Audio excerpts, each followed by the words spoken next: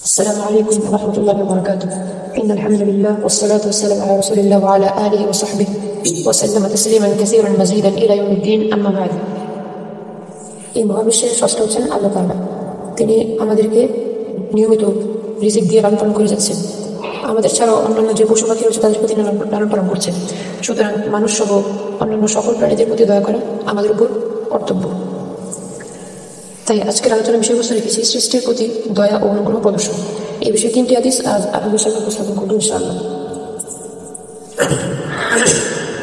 রাসূলুল্লাহ সাল্লাল্লাহু আলাইহি ওয়াসাল্লাম বলেছেন, মান লা ইয়ারহামুল্লাহু মান লা ইয়ারহামুন নাস। আল্লাহ তার প্রতি দয়া করেন না যে মানুষের প্রতি দয়া করে না। অর্থাৎ আপনি যদি মানুষের প্রতি দয়া না করেন তাহলে আল্লাহ আপনার প্রতি দয়া করবেন না।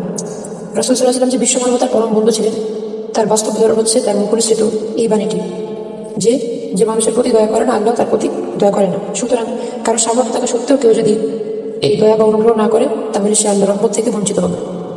এখানে রহমত বলতে যে আল্লাহর যে বিশেষ রহমত রয়েছে, বিশেষ অনুগ্রহ রয়েছে, সেটা থেকে বঞ্চিত হবে। তবে সাধারণ যে রহমত সকল সৃষ্টির উপর অনুগ্রহ বর্ষিত হয় সেটা থেকে সে বঞ্চিত হবে না, কারণ সেটা কাফেরদের উপর বর্ষিত হয় এবং সকল মানুষের জন্য সেটা নির্ধারিত।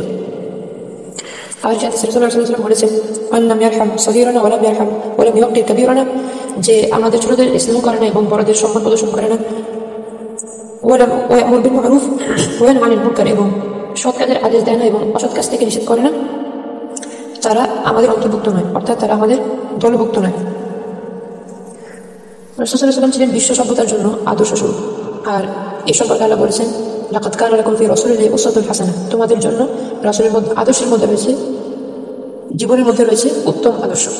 তাই তিনি ছোটদের স্নেহ করার মাধ্যমে এবং বড়দের শ্রদ্ধা প্রদর্শনের নির্দেশনা দেওয়ার মাধ্যমে সমাজে একটি স্থিতিশীল ব্যবস্থা চালু করার জন্য এই হাদিসটি উল্লেখ করেছেন, এই হাদিসটি তিনি বর্ণনা করেছেন। সুতরাং যে ছোটদের স্নেহ করবে না এবং বড়দের শ্রদ্ধা প্রদর্শন করবে না, সে রাসূলের উম্মতের অন্তর্ভুক্ত হতে পারবে না।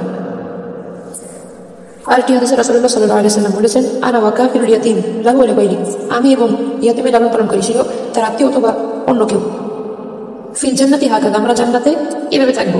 ফাআশারা বিস-সাবা ওয়াল বুসতা ওয়া ফারাজা বাইনাহুমা শাইআন, এরপর তিনি মধ্যমা ও তর্জনী আঙ্গুলকে একত্রিত করে দেখালেন, যার মাঝে কিছুটা ফাঁক ছিল।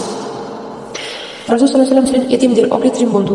তিনি ইতিমদের দুঃখ দুর্দশা বুঝতে পারতেন, তাই ইতিমদের সাথে কি অবহেলা না করে এবং তাদের লালন পালনের মাধ্যমে যে পরকালে বেশ নিয়ামতের অধিকারী হয়েছে সেটি সবাইকে জানানোর জন্য তিনি এই ঘোষণা দিয়েছেন যে যারা ইয়াতীমের লালন পালনকারী হবে জান্নাতে তারা দুজন, তারা এবং আল্লাহ রাসূল একসাথে থাকবেন, কাছাকাছি থাকবেন। যে হাদিসগুলো উল্লেখ করলাম তার শিক্ষা যেন আমরা আমাদের জীবনে বাস্তবায়ন করতে পারি, সেই তৌফিক যেন আল্লাহ আমাদেরকে দেন। ওয়া আখিরু দাওয়ানা আলহামদুলিল্লাহি রাব্বিল আলামিন।